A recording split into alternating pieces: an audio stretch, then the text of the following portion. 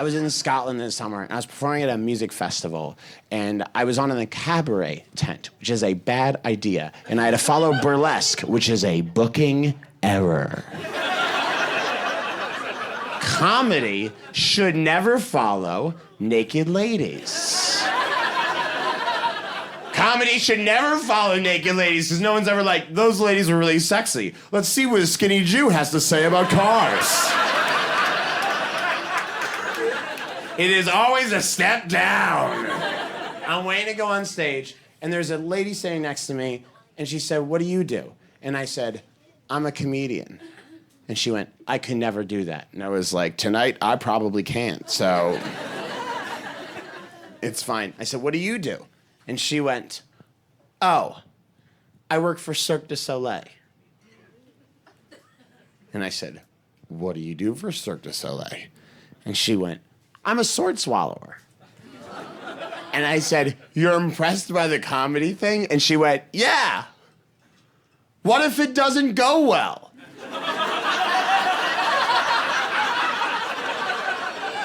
I don't bleed out from the inside.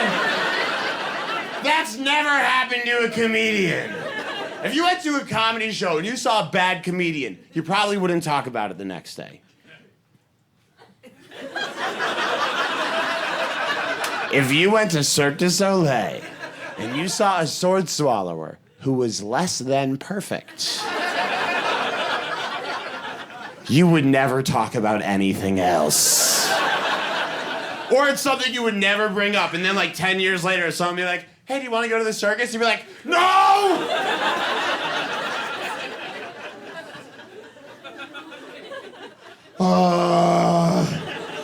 We went once in the 90s.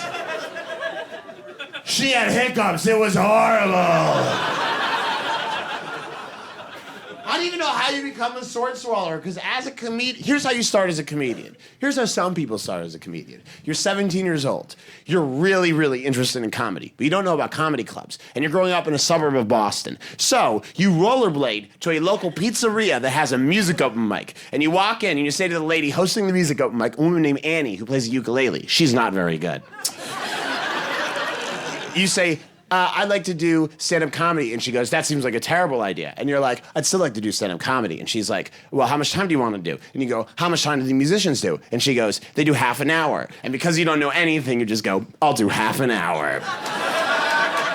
You haven't brought any material, so you stand on stage for half an hour and bomb harder than anyone has ever bombed. You leave the stage, you walk to the back, you put on your rollerblades, and then through hot tears, you hear the host go, "Maybe he'll get better one day." And because of that, you go back every goddamn Tuesday for 2 years. That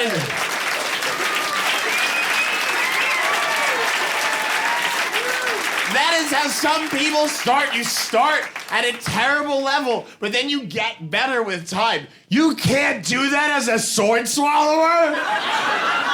You have to be good from day number one, right? And you can't show up at an open mic with like a butter knife and be like, "Hi, I'm hoping to get way better at this."